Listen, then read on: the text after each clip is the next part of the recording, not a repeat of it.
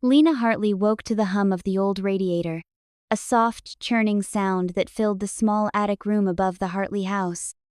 Morning light bled through the beige curtains, casting bars of sunshine across the floor like prison slats. Her eyes fluttered open, and for a moment, she lingered in that fragile space between dream and waking life, where her mother's laughter still echoed softly. It had been 10 years since her mother died. 10 years of carefully managed silence, picture-perfect smiles, and well-practiced answers. Lena had learned early on that grief made people uncomfortable, especially in her family, so she became the good daughter, the silent one. The one who studied hard, who didn't talk back, who nodded when her father told her she was lucky to have a roof over her head. Victor Hartley was a man of discipline, a high school principal by trade. He governed both the school halls and his household with the same strict tone and sharp gaze. Camille, Lena's stepmother, was the smoother surface to Victor's edges. Beautiful, poised, and calculated, Camille had entered their lives a year after her mother's funeral. Lena was 11 when Camille moved in, 12 when they married. Now, at 21, Lena was in her third year of a psychology degree at Brookridge University and still living under their roof. Downstairs, the clinking of silverware signaled breakfast. Lena slipped out of bed, folded her pajamas with clinical precision, and dressed in her usual neutral colors: charcoal, cream, soft olive. The kind of clothes that didn't demand attention. Camille greeted her with a smile that never reached her eyes. "Good morning, sweetheart." "Morning," Lena replied, taking a seat at the table. Victor read the paper, sipping black coffee. He glanced at her over the rim of the mug. "You're working at the student clinic today?" "Yes, noon to 5. "Good. Keep yourself busy." Busy. Always busy. There was virtue in routine, Victor believed. Downtime bred idleness, and idleness bred doubt. Lena had learned that truth early, too. As Camille passed her a plate of eggs and toast, Lena caught the glint of the ring on her stepmother's finger, her mother's ring. White gold, with a delicate sapphire that used to catch the sun like a secret. Lena's breath caught in her throat, but she said nothing. She never did. That afternoon at the clinic, Lena sat across from a freshman girl named Tessa, who fidgeted with the drawstring of her hoodie. I don't know how to tell my parents," Tessa said. "About any of it. The failing classes. The panic attacks." Lena offered a small, reassuring nod. Sometimes not saying something feels safer, but silence doesn't protect you forever. Eventually, it starts to eat at you. The words left her mouth before she could stop them. Tessa didn't notice, but Lena did. She heard the edge in her own voice. The quiet anger. Later that evening, Lena returned home to find Camille in the den, sorting through old boxes. She almost walked past until she saw it. A photo. Faded at the edges, curled from time. Her mother, seated on the old porch swing, smiling with eyes that matched Lena's. Camille looked up. "I found these while clearing the garage," she said sweetly. "Thought you might want to look." Lena reached out slowly, as if the image might vanish. Her fingers brushed the worn paper, and something flickered in her chest. Grief. Yes, but something else. A rustling, a whisper. She flipped through the stack of photos and found a folded piece of paper tucked between two of them. It was old, handwritten. Her mother's handwriting. Her breath hitched. Camille didn't seem to notice. She was already talking about dinner, asking whether Lena wanted pasta or roast. But Lena didn't hear her. Her eyes scanned the letter. "If something happens to me, promise me you'll never stop asking questions." "I'm scared, Lena. There are things I've seen that I can't unsee. Things your father doesn't know I know. Things he doesn't want you to know either. Promise me." The paper trembled in her hand. Camille's voice blurred into static. Her mother's voice 10 years gone rang louder than anything else in the room. Lena folded the letter and slipped it into her pocket. Later, in her attic room, she sat on the bed, staring at the ceiling. Her mother's voice lingered in her mind, no longer a memory but a warning. She had always been the good daughter. But maybe it was time to break the silence. Lena barely slept that night. Her thoughts spun in sharp, jagged loops, replaying her mother's handwriting over and over like a broken record. There are things your father doesn't know I know. Each word felt like a pebble dropped into a still pond, sending ripples through a past Lena had always accepted at face value. Her mother had died in a car accident. That was the truth. That was the story. At least, that's what she had been told. But what if it wasn't the whole story?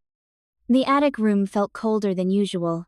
She sat wrapped in a sweater, letter in hand, as dawn pushed pale light through the window. Her mind was already racing ahead, memories, questions, theories.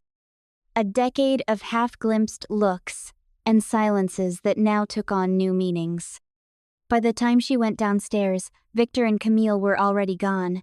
A yellow sticky note on the fridge read, "Staff meeting, dinner's on you, see." Lena stood in the kitchen for a moment, eyes scanning the neat cursive. Even Camille's handwriting felt manipulative, too graceful, too polished. She opened the fridge, grabbed a yogurt she didn't really want, and shut the door with a little too much force. She needed answers.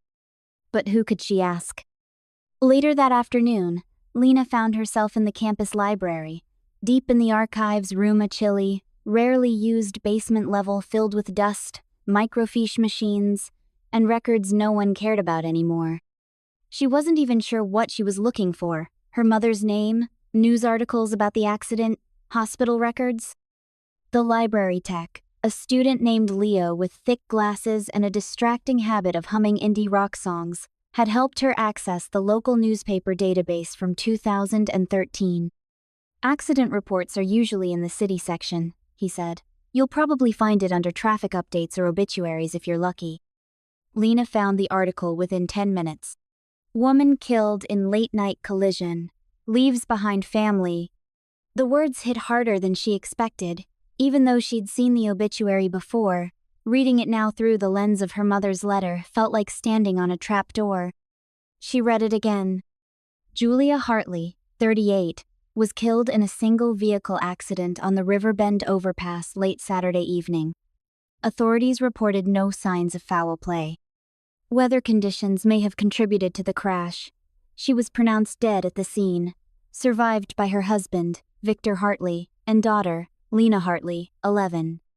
Lena stared at the phrase, "no signs of foul play." It sat on the page like a lie dressed in uniform. Her fingers hovered over the keyboard. Could she find the police report? Would it say anything different? Was anyone with her mother that night? She barely noticed when Leo walked past again, pausing briefly to glance at her screen. "Family research?" he asked casually. Lena hesitated. "Something like that." He nodded, sensing she didn't want to explain. "The county clerk's office might have the accident report, but good luck, it's all red tape and coffee breath down there." She smiled faintly, appreciating his honesty. Maybe that's where she'd go next. That evening, Lena sat at the kitchen table with her laptop open, pretending to work on a research paper while Camille scrolled through Pinterest on her tablet. Victor hadn't come home yet. "Dinner's in the oven," Camille said without looking up. "Lasagna." "Thanks," Lena murmured. Silence stretched between them like a rubber band. Finally, Camille spoke, voice feather light. "I saw you looking at those photos yesterday. Did they upset you?" Lena blinked. "No, just memories." Camille tilted her head. "I wasn't trying to stir anything up. I just thought after all this time you might want to remember her. I know it wasn't easy losing her so young." Lena forced a smile. "I appreciate it." Camille smiled back, but her eyes remained cool, calculating. And then she said, almost absently, "She really loved that porch swing." Lena froze. Her heart thudded once, hard. That swing had been taken down years ago. She barely remembered it except from the photo. She hadn't mentioned it aloud. So how did Camille know? Lena closed her laptop. "Gonna eat later," she said, standing up. "I've got some reading to finish first." She climbed the stairs slowly, feeling the weight of Camille's gaze on her back. In her attic room, she locked the door, sat on her bed, and pulled out the letter again. Her hands were steady now. Her fear was folding into something else, something denser. Resolve. Her mother had asked her to keep asking questions. She intended to do just that. The next morning, Lena skipped her first class and caught the 9:15 bus downtown. She wore a gray hoodie pulled over her head and kept her earbuds in, though she wasn't listening to anything. Her thoughts were louder than music. The county clerk's office was a squat, gray building that smelled of floor polish and old paper. The woman at the front desk barely looked up when Lena approached. "I'm here to request a copy of a traffic incident report," Lena said. The woman handed her a yellow form and pointed to a row of plastic chairs. "Fill that out. Records take 24 to 72 hours. Lena filled it out carefully, trying to stay calm even as her fingers tensed around the pen. Date of incident: April 14, 2013. Name of individual involved: Julia Hartley. She paused at the line that read relationship to party involved. She hesitated, then wrote, daughter. After submitting the form, she waited in a stiff, silent lobby for over an hour, far longer than she expected. Eventually, a thin man in a green cardigan called her name and waved her into a back office. "You're lucky," he said, adjusting his glasses. "Usually these take a couple days, but your mother's file was already scanned and digitized." He handed her a folder. "Be aware, not all records are complete. Older ones are sometimes selective." She raised an eyebrow. "Selective? Let's just say some narratives get shaped after the fact." Lena opened the folder. The first few pages were procedural: date, time, responding officer's name. Then, vehicle found crashed into guardrail on Riverbend overpass.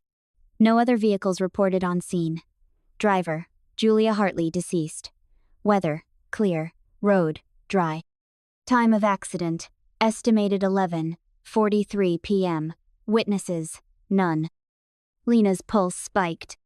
Clear weather, dry road. Not what the newspaper had printed. She flipped to the final page. Notes were sparse, but there was one scribbled line in pen, likely by the officer on scene. Driver's seatbelt unfastened upon discovery. Position suggests body may have been moved post-impact. Lena's hands went cold. She read the sentence again. Her mouth went dry. Was it a mistake? A badly worded note? Or was someone trying to rewrite the story? That night, Lena couldn't concentrate on her readings. Her psychology textbook sat open on the desk, its highlighted paragraphs swimming in front of her eyes. She opened a new document on her laptop and began typing. April 14, 2013. Riverbend overpass. 11:43 p.m. Weather: clear. Body moved post-impact. Camille enters family 1 year later. She paused. How had her father and Camille even met?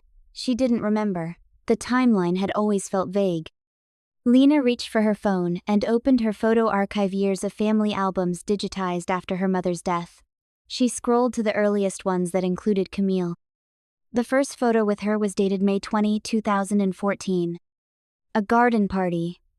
Camille in a pale blue dress, arm looped through Victor's. Lena in the background, looking like a ghost in white. The caption read, "Spring brunch with friends, Camille's first visit." But the image wasn't what caught Lena's attention. It was the woman next to Camille, a brunette with a strong jawline, half cropped out of the frame. Lena didn't recognize her, but the name tagged on the digital file said, Angela M. She blinked. Angela? The name stirred something. She opened a new tab and searched. Angela M plus Camille Hartley. It took 5 minutes, but she found ITAN old faculty webpage archived on the Wayback Machine. Angela Monroe, assistant administrator at Brook Ridge High School. The same school where Victor worked. The school Camille had volunteered at years ago. Her chest tightened. Camille hadn't just appeared in their lives. She had been around, watching, embedded. The next morning, Lena approached one of her professors, Dr. Ira Feldman, who taught a seminar on trauma psychology. "I was wondering," she asked cautiously, "how someone might suppress a traumatic memory for years, especially if it involved a parent." Dr. Feldman, a thoughtful man with warm eyes, leaned back in his chair. "It's not uncommon. Children, in particular, are remarkably adaptive. The brain is skilled at hiding what it believes we can't handle. But those memories often return sometimes suddenly, when a trigger opens the door. Lena swallowed. What kind of trigger? A smell, a sound, a place, or an emotional disruption like grief or a revelation. She nodded slowly.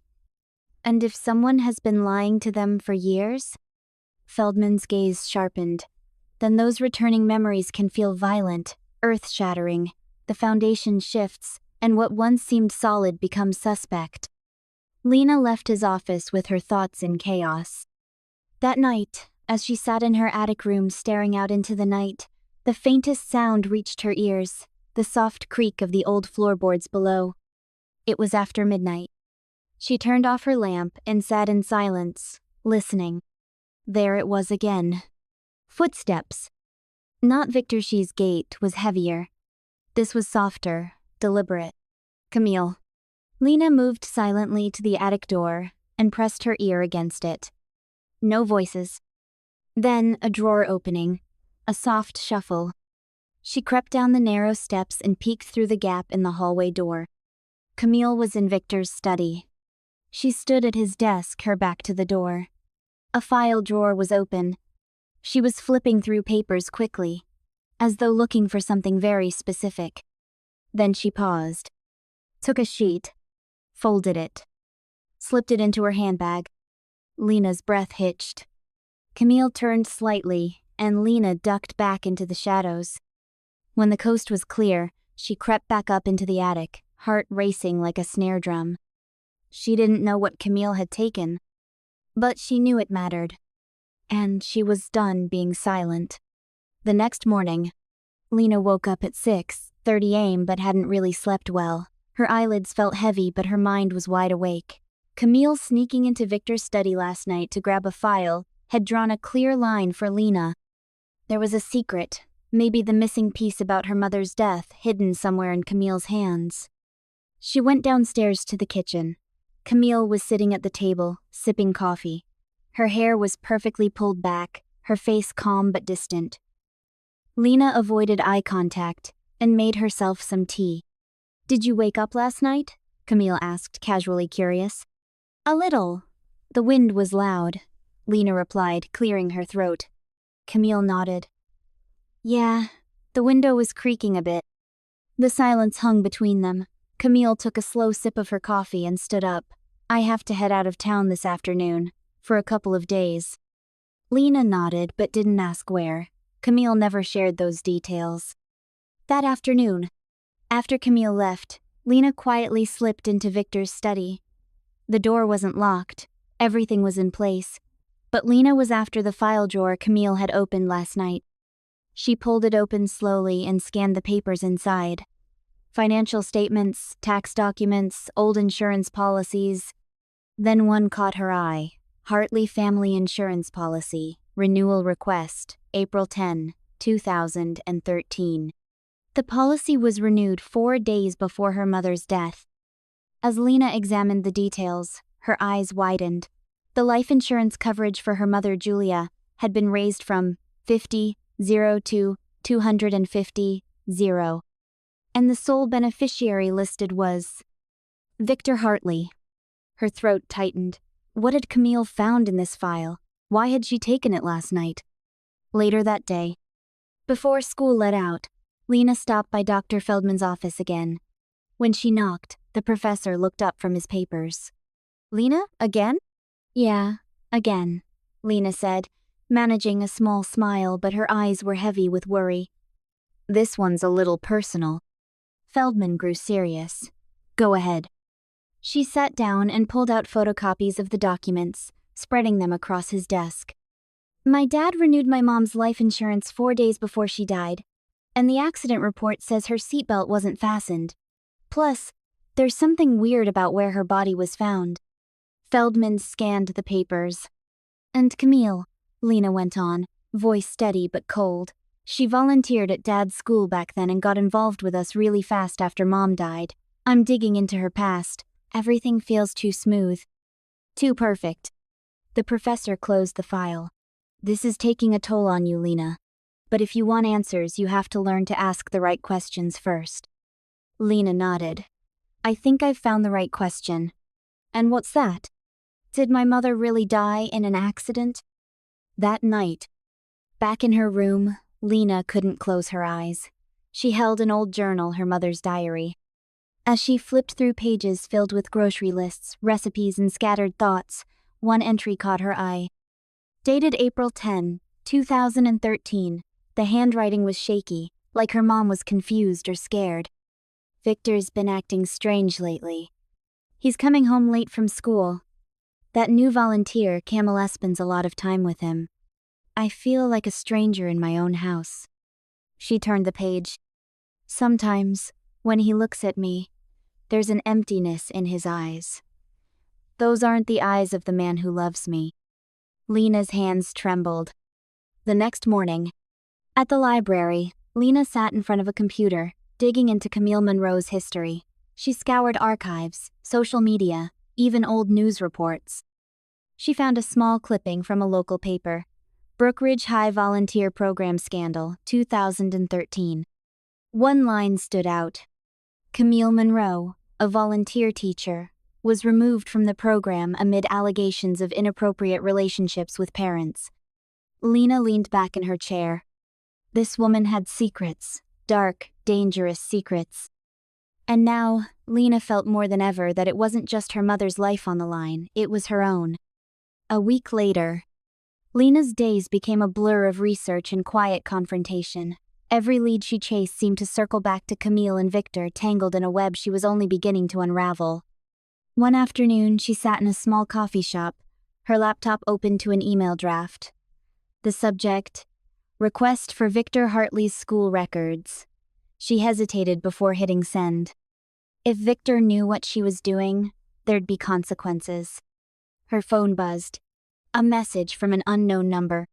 Stop digging, Lena. You don't know what you're messing with. Her heart skipped. She stared at the screen, hands shaking. Was it Camille, her father, or someone else entirely? That evening, Lena found herself standing outside Camille's apartment building. The air was crisp, and the street was quiet except for distant car tires on wet pavement. She debated. Confrontation might blow everything open or shut doors forever. She decided on a text instead. We need to talk. About your involvement with my family. Minutes passed, no reply. Then the door to Camille's apartment creaked open. Camille appeared, composed but wary. Lena, she said smoothly, I was wondering when you'd come knocking.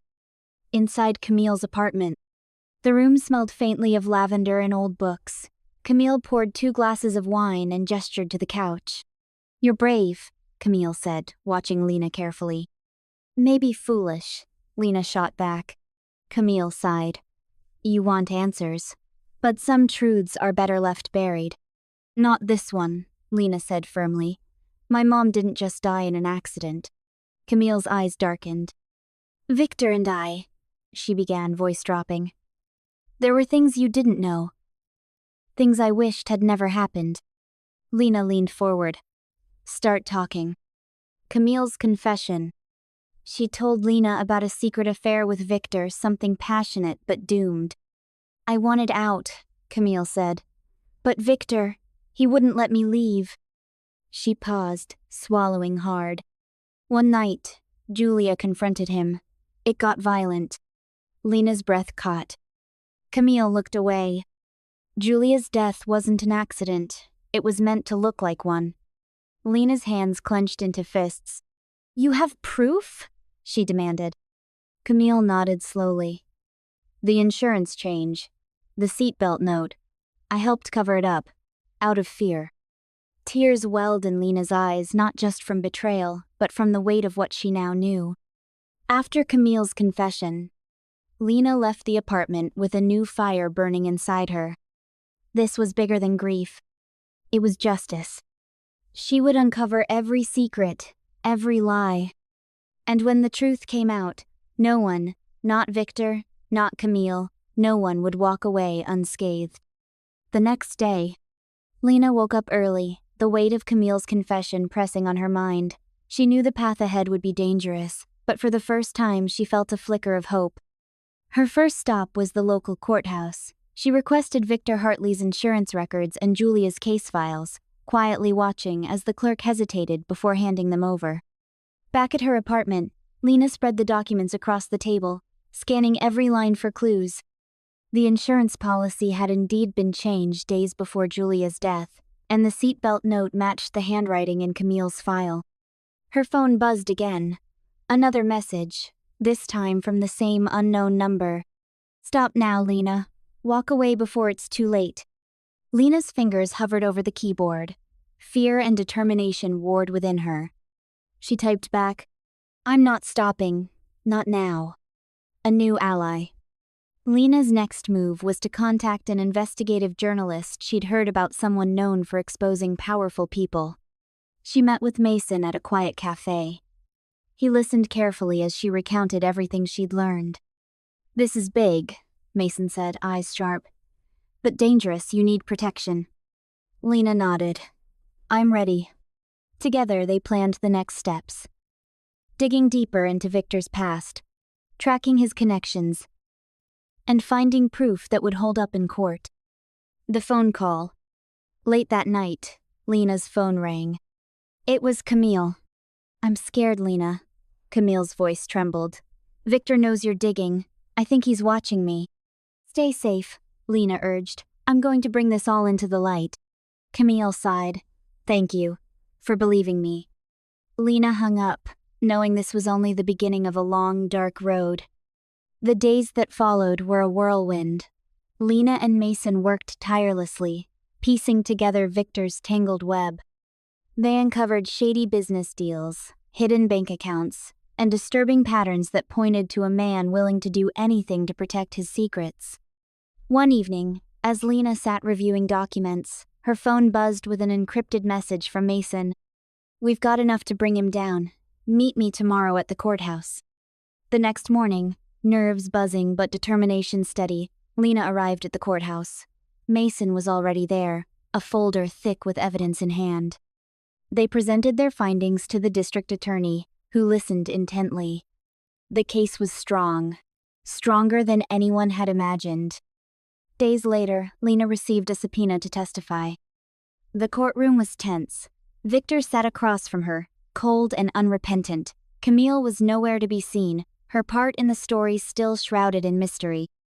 When Lena took the stand, she spoke with clarity and courage, laying out everything she had learned, every lie, every cover-up.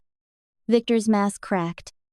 After a long trial, the jury delivered their verdict. Victor Hartley was found guilty of fraud, conspiracy, and manslaughter. As the courtroom emptied, Lena felt a heavy weight lift off her shoulders.